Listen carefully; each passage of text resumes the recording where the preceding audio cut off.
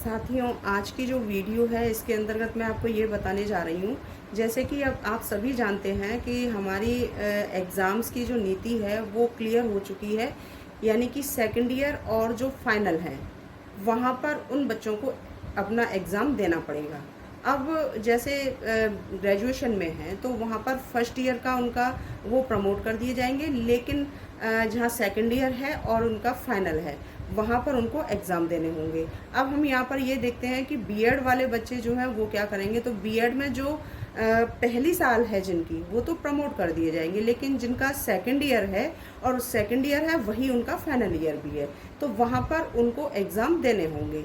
अब मैं आपको ये बता देती हूँ कि अब जब एग्ज़ाम देने होंगे तो एग्ज़ाम के तुरंत बाद ही आपके प्रैक्टिकल भी हो जाएंगे, ताकि जल्दी से जल्दी आप लोगों की मार्कशीट भी आ सके। तो यहाँ पर जब प्रैक्टिकल किए जाएंगे तो फिर वहाँ पर उन सबको असाइनमेंट पूरी तरह से, जो भी एक कॉलेज का वर्क होता है वो कॉलेज आपको निर्धारित करेगा कि आपको क्या क्या करना है, लेकिन जो एक नियम के अनुसार है वो प्रॉपर वर्क आपको सबमिट करना होगा एग्ज़ाम में। ठीक है, तो यहाँ पर जो है असाइनमेंट है, मैं आपको एक एक करके सेकंड ईयर का बता रही हूँ, क्योंकि सेकंड ईयर वालों को ही एग्ज़ाम के बाद प्रैक्टिकल देना होगा और फर्स्ट ईयर वाले तो प्रमोट कर दिए जाएंगे। तो यहाँ पर मैं सबसे पहले सेकंड ईयर वालों के लिए बता देती हूँ कि डॉक्टर भीमराव अंबेडकर विश्वविद्यालय आगरा, यहाँ पर जो उनका सेकंड ईयर का सिलेबस है उस सिलेबस में क्या क्या आना है उनका, वो मैं आपको बता देती हूँ। जैसे ये है, आप यहाँ पर ये देख सकते हैं, यहाँ पर नंबर वगैरह सब कुछ रखा हुआ है, लेकिन मैं आपको ये दिखा देती हूँ। जैसे कि ये है, तो यहाँ पर जैसे पहला उनका पेपर होता है, पेपर कोड है हमारा बीडी जो है 201, और जो पेपर का नाम है वो है ज्ञान एवं पाठ्यक्रम। अब आप यहाँ पर ये देखेंगे कि ये सभी का यहाँ पर दे रखा है। हमारे 4 पेपर जो हैं वो सबके लिए कंपलसरी है, लेकिन इसके अंदर जो 205 नंबर का जो दे रखा है वो ऑप्शनल है। इसमें से आप A B C D E इनमें से आप कोई भी अपना रख सकते हैं। यहाँ पर ये आप जो देख रहे हैं, यानी कि first, second, third and fourth जो भी हैं आपके यहाँ पर, ये आपके सबके लिए एक जैसे होंगे। लेकिन ये जो हमारा 205 है यहाँ पर ये आपके लिए ऑप्शनल है। इसमें से आपको कोई एक चूज़ करना है और उसके ही आधार पर आपको पेपर देना है। लेकिन यहाँ पर जो ज़्यादा तरह से बच्चे देते हैं, और मैं भी आपको बता रही हूँ, जैसे अगर आपको किसी और सब्जेक्ट में रुचि है या आप उसमें मास्टर डिग्री आप ले चुके हो या लेने वाले हो, इंटरेस्ट है जो भी है, तो यहाँ पर आप अपनी इच्छा अनुसार कोई भी ले सकते हो। और या फिर जो पढ़ने में वीक बच्चे होते हैं और नहीं दे पाते, तो उनके लिए ये वैल्यू एजुकेशन सबसे अच्छा होता है। तो ये मेरा मानना है। बाकी सबके बच्चे के अपना अपना खुद का एक इंटरेस्ट होता है, लेकिन हम यहाँ पर देखते हैं सबसे ज़्यादा इम्पॉर्टेंट बच्चा मानता है इस चीज़ को, एनवायरमेंटल एजुकेशन, यानी कि पर्यावरणीय शिक्षा क्या है, इस चीज़ को विशेषता देखते हैं, क्योंकि ये हमारे हर तरह के सीटेट, टेट इत्यादि वगैरह जितने भी एग्जाम्स होते हैं, कॉम्पिटेटिव एग्जाम्स, वहाँ पर इसमें सबसे ज़्यादा आता है। इसलिए बच्चे जो हैं सबसे ज़्यादा इसमें से ही अपना रखते हैं। तो यहाँ पर जो है मैं इसी चीज़ को कहूँगी। तो यहाँ पर इन सब का मैं असाइनमेंट आपको बताऊँगी, ताकि आप यहाँ पर अपना असाइनमेंट पूरा कर सकें। दूसरी बात, ये वीडियो आपके लिए इतनी हेल्पफुल होने वाली है क्योंकि आप इसमें से एज इट इज़ भी आप अपना पूरा जो भी आप असाइनमेंट उतार रहे हो देख करके एज इट इज़ रख सकते हो।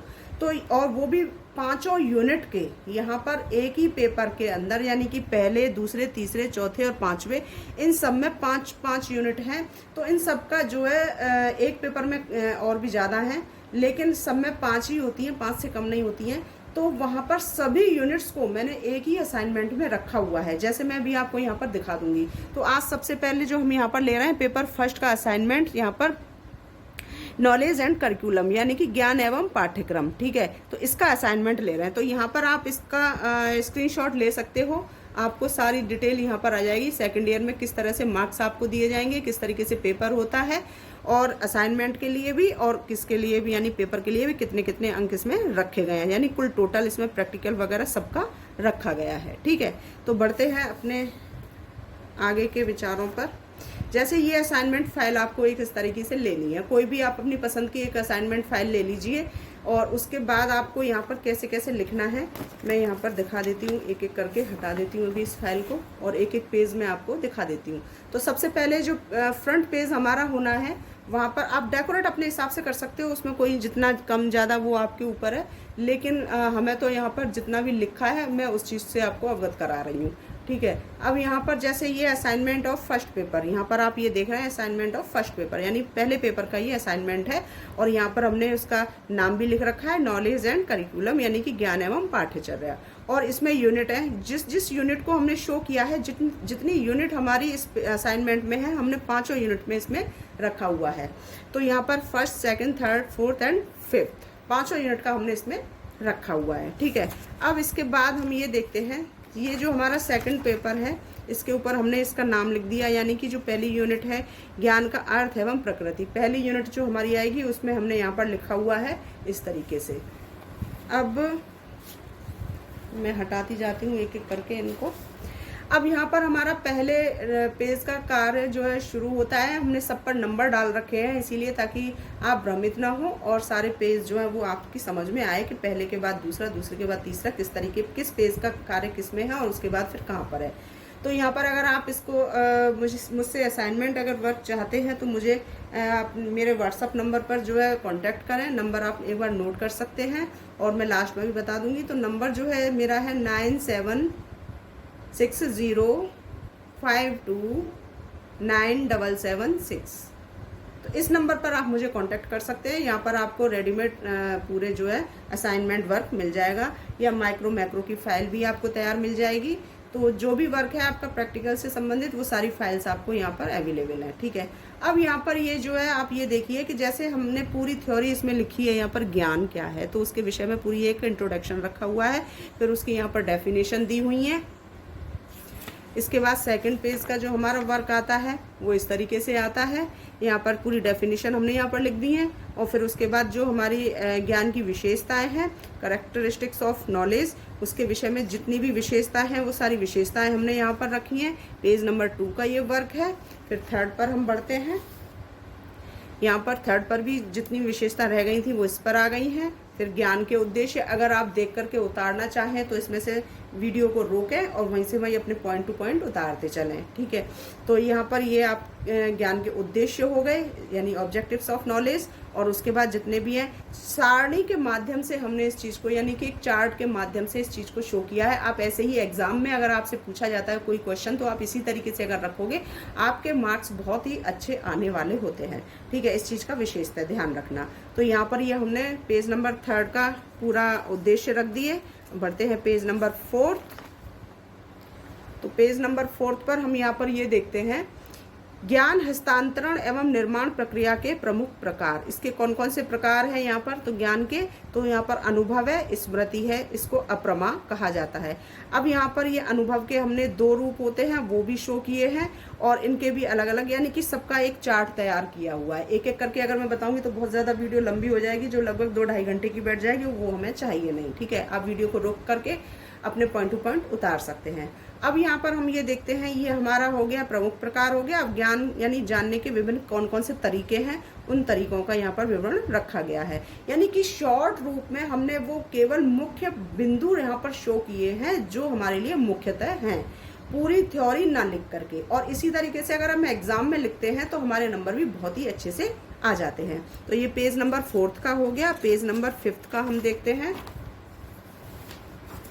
5 का है, जैसे कि यहाँ पर है कि इस चित्र की सहायता से जानने यानी कि ज्ञान के विभिन्न तरीकों को आसानी से समझा जा सकता है। तो ये इस तरीके से पूरा एक डायग्राम बनाया हुआ है। इससे हमारा असाइनमेंट जो वर्क जो है वो अट्रैक्टिव भी हो जाता है और सारे पॉइंट हमारे कवर भी हो जाते हैं। इसीलिए इस तरह से इसमें पूरी 5 यूनिट हमारी कवर हो चुकी हैं। ठीक है। फिर इसके विषय में थोड़ा सा हमने यहाँ पर लिख दिया है। तो ये पेज नंबर 5 का हो गया। पेज नंबर 6 को हम देखते हैं। तो पेज नंबर 6 में आप ये देखिए कि पाठ्यचर्या, यानी कि अब यहाँ पर हमारी यूनिट 2 शुरू हो गई। मुख्य बिंदु जो थे हमारे फर्स्ट यूनिट के वो हमने आपको दिखा दिया। अब सेकंड यूनिट यहाँ से हमारी प्रारंभ हो रही है। तो यहाँ पर हमने ये देखा यूनिट 2 पाठ्यचर्या का प्रत्यय। तो जो पॉइंट्स हमारे मुख्य रूप से होते हैं यूनिट के स्टार्टिंग में, तो वहाँ पर उस चीज़ को हमने लिख दिया है। अब वो पाठ्यचर्या क्या है उसके विषय में थोड़ा सा हमने बता दिया है ये यहाँ पर, और उसके बाद हमने जो मुख्य पॉइंट होते हैं उनको सारा उतार दिया है। तो आप एज इट इज़ इसको उतार भी सकते हैं। फिर 7वें पॉइंट उस पर देखते हैं हम यहाँ पर। जॉन एडम्स ने शिक्षा के 2 ध्रुव बताए हैं और शिक्षा के 3 ध्रुव जॉन ड्यूवी ने बताए हैं। तो ये भी हमने चार्ट के माध्यम से बताया हुआ है, और थोड़ी सी यहाँ पर पाठ्यचर्या का अर्थ क्या है उस चीज़ से भी अवगत आपको करा दिया है। तो ये पेज नंबर 7 का हो गया। फिर पेज नंबर 8 का देखते हैं हम। इसकी डेफिनेशन आ गई है यहाँ पर। और यानी मीन्स और डेफिनेशन, जो भी हमारी यूनिट शुरू होती है उसके बाद उसका एक मीन्स पूछा जाता है, उसकी डेफिनेशंस होती हैं, तो वो सारी चीज़ें हमने इसके अंदर रखी हुई हैं। और विशेषता इसके अंदर जो मुख्य तो पॉइंट होते हैं, जो पॉइंट हमारे एग्जाम में आने की भी संभावना होती है, एक तरह से आप कह सकते हैं कि ये आपके एक नोट्स हो जाते हैं। आप इसमें से तैयारी आराम से कर सकते हैं। एग्जाम में आने की संभावना जो क्वेश्चंस की होती है, तो क्योंकि इसके अंदर 5 यूनिट होती हैं, इसलिए यहाँ पर मुख्यतः जो जितने भी क्वेश्चन होते हैं वो सारे इसके अंदर आ चुके हैं असाइनमेंट में। ठीक है, तो यहाँ पर ये डेफिनेशन हो गई इसकी पेज नंबर 8 में। अब पेज नंबर 9 में हम देखते हैं तो पाठ्यचर्या की विशेषताएं। तो विशेषताएं यहाँ पर इसके आपके सामने ये रखी हुई हैं। यहाँ पर characteristics of curriculum, page number 10 पर देखते हैं। अब हम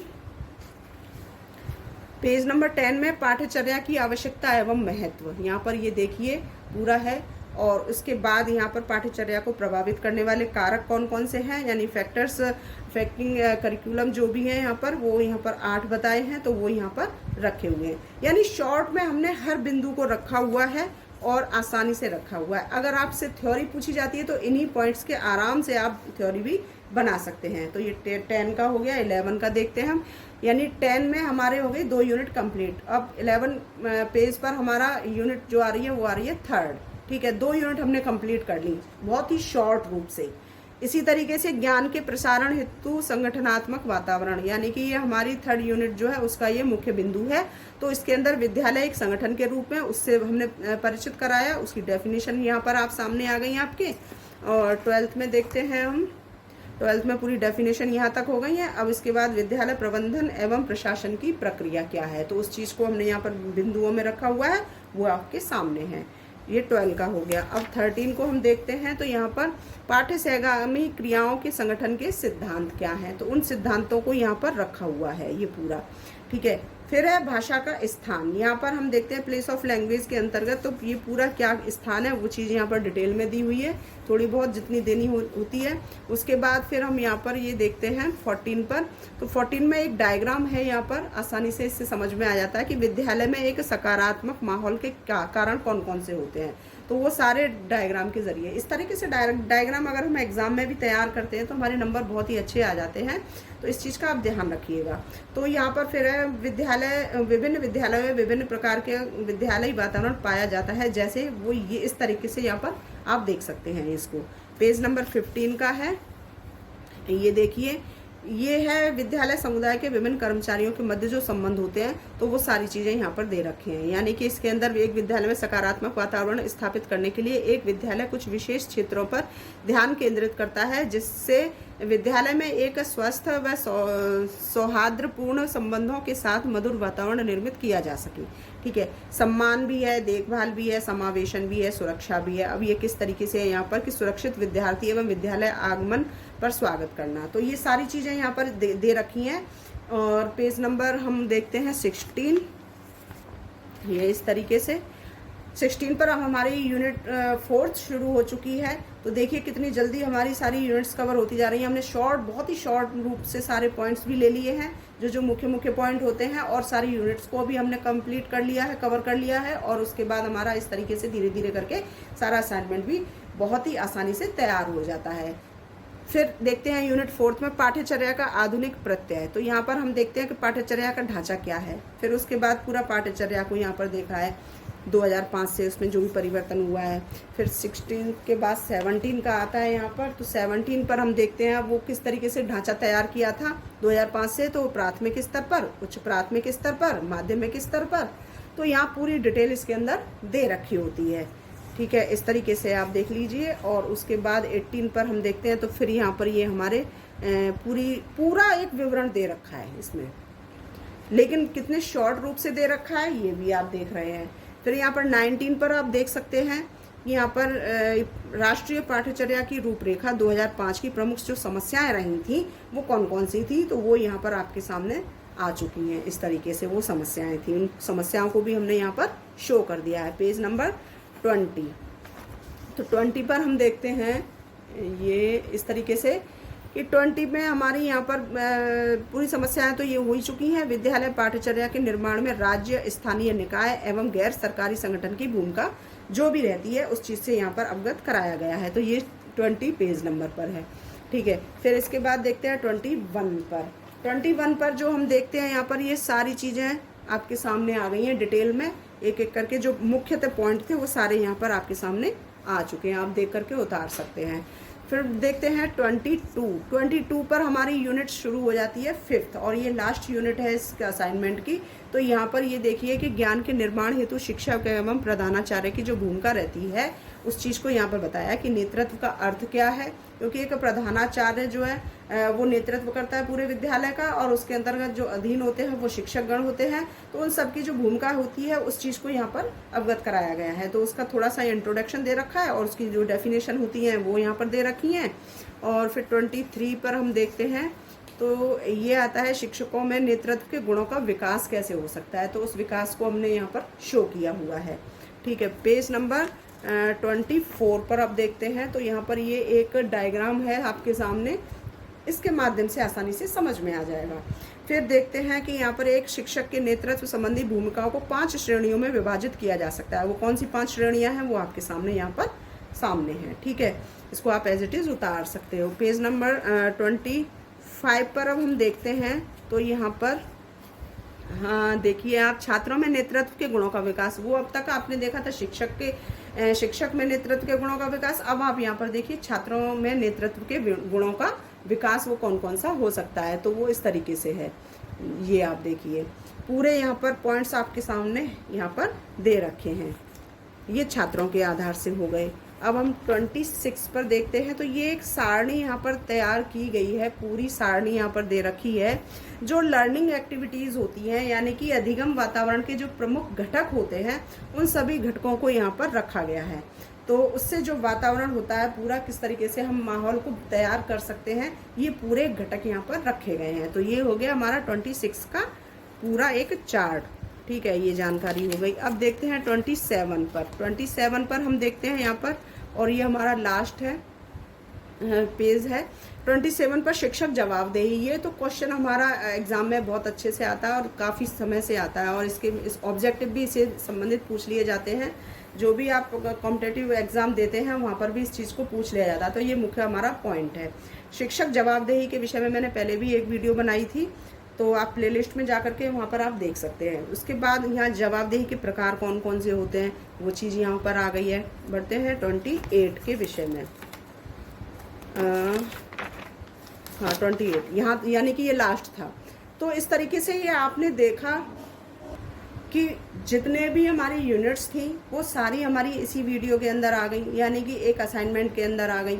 सारे पॉइंट्स हमने इसके अंदर रख लिए, जो मुख्य हमारे बिंदु थे वो सारे पॉइंट्स हमने इसके अंदर रखे हैं। 5 यूनिट हमने इसके अंदर रखी हुई हैं। एक असाइनमेंट को ही हमने 5 यूनिट के अंदर, यानी कि पूरी एक पेपर को, पूरी एक बुक को 5 यूनिट में से निकाल कर कितनी शॉर्टली हमने इस चीज़ को रखा है, जो बहुत ही महत्वपूर्ण है। आप एग्ज़ाम की भी तैयारी इसी से कर सकते हैं, क्योंकि ये आपके खुद के नोट्स तैयार होते हैं। और यहाँ से इससे अच्छी असाइनमेंट और इससे अच्छी वीडियो आपको कहीं मिल भी नहीं सकती है, क्योंकि ये बहुत ही शॉर्ट में और मुख्यतः बिंदु आपके सामने है। तो यहाँ पर आप इस चीज़ को बिल्कुल अपने हाथों से उतार सकते हैं। कॉन्टैक्ट नंबर मैंने आपको बताया था। अगर आपको असाइनमेंट बने हुए चाहिए तो मुझसे कॉन्टैक्ट कर सकते हैं। आपको माइक्रो और मैक्रो की फाइल आपको चाहिए तो मुझसे कॉन्टैक्ट कर सकते हैं। अगर आपको टीचिंग प्लान, जो आपके फाइनली टीचिंग प्लान है जो उसके आप वो भी मुझसे प्राप्त कर सकते हैं। वो किस तरीके से प्राप्त करेंगे, आप मेरे कॉन्टैक्ट नंबर पर मुझसे कॉन्टैक्ट कीजिए। कॉन्टैक्ट नंबर मेरा है 9760529776। तो इस नंबर पर आप मुझे व्हाट्सअप कर सकते हैं, लेकिन मेरे हाथ जोड़ के प्रार्थना है मुझे कॉल ना करें, केवल आप मुझे व्हाट्सअप मैसेज कर सकते हैं। ठीक है, तो ये आपकी वीडियो थी। पहला असाइनमेंट मैंने आपको बताया है। इसके बाद मैं आपको जितने भी असाइनमेंट है सेकंड ईयर के, वो सारे असाइनमेंट मैं आपको इसमें बताऊंगी। यानी पहला हो गया, उसके बाद दूसरा, तीसरा, चौथा और 5वां। तो वीडियो को अगर आपके काम की है तो इसे आप लाइक जरूर करें, और जो आपके साथी हैं वहाँ पर इसको शेयर करना बिल्कुल ना भूलें। वीडियो अगर आपके काम की थी और आपको अच्छी लगी तो प्लीज़ वीडियो को आप चैनल को सब्सक्राइब कर लें, लाइक कर लें और वीडियो को शेयर कर दें। वीडियो देखने के लिए आप सभी का बहुत बहुत धन्यवाद। नमस्कार।